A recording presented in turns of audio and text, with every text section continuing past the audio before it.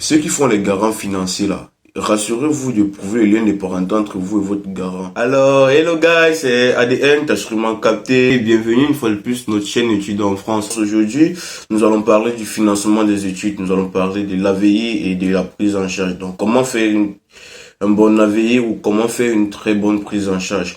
Donc, c'est tout ce sujet que nous allons débattre tout au long de cette vidéo. Donc, je vous invite à rester jusqu'à la fin de la vidéo, à liker et à partager, à recommander cela à plusieurs de vos connaissances pour ne rater aucune vidéo à l'avenir et rester jusqu'à la fin de la vidéo pour ne pas manquer la petite astuce que nous allons partager avec vous pour pouvoir bien travailler votre dossier, surtout de prise en charge et d'AVI.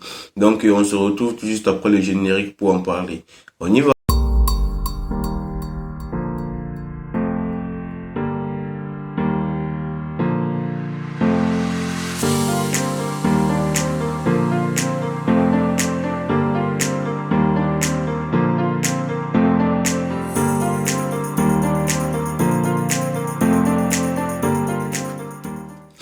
Alors, sans plus tarder, nous voici de retour pour aborder le plus rapidement possible et la façon la plus brève les différents aspects que nous avons développés en introduction.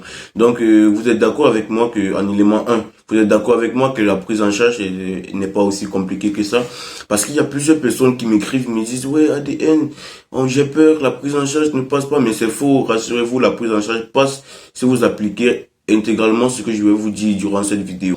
Les éléments qui vont comporter une prise en charge. En élément 1, vous aurez besoin de quoi? D'un garant solvable. Déjà, je vais faire une vidéo pour vous expliquer la solvabilité du garant après cette vidéo.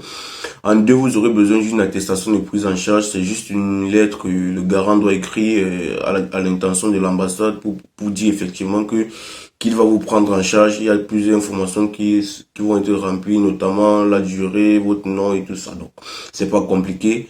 En 3, vous aurez besoin de son avis d'imposition. En 4, vous aurez besoin de ces 3 derniers relevés de paie. En 5, vous aurez besoin de ces 3 derniers relevés bancaires.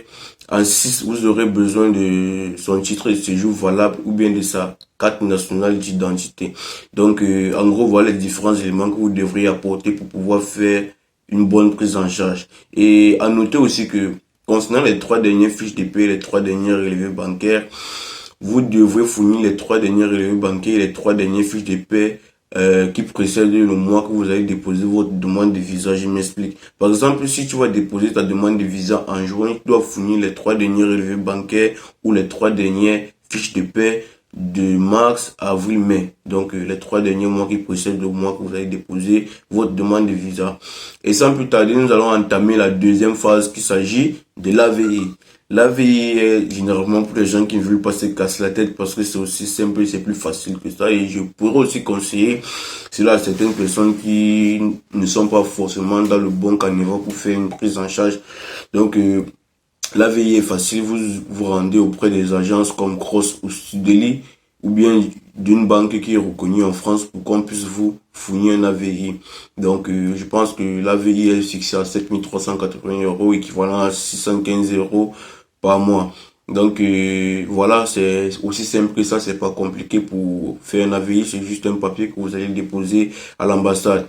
Et en bonus que je vous parlais en introduction de vidéo, c'est quoi? Ceux qui font les garants financiers là, rassurez-vous de prouver le lien de parenté entre vous et votre garant. Parce que je m'explique, parce qu'il y a plusieurs personnes qui n'arrivent pas à expliquer le lien de parenté. Au niveau de l'ambassade, c'est mort. Par exemple, j'ai un ami qui a fait sa part dernièrement, il ne savait pas comment faire pour expliquer son lien de parenté. Je lui ai dit de fournir les actes de naissance et tout, voilà, pour justifier. Faites une lettre explicative, justifiez avec les actes de naissance et tout, pour être concret et tout, voilà. Et ceux qui font les AVI là, rassurez-vous de fournir la provenance des fonds de votre AVI. Ne partez pas seulement déposer un argent pour un AVI et après, on ne sait pas d'où l'argent provient. C'est ça que j'expliquais à une personne dans le groupe dernièrement qui avait ce problème. Je lui ai dit, fournis les relais bancaires de ton papa. S'il a une entreprise, fournis des pièces qui prouvent effectivement qu'il a une entreprise et que c'est à partir de cette entreprise-là qui t'a fourni ces 7 380 € pour faire ton AVI. C'est aussi simple que ça.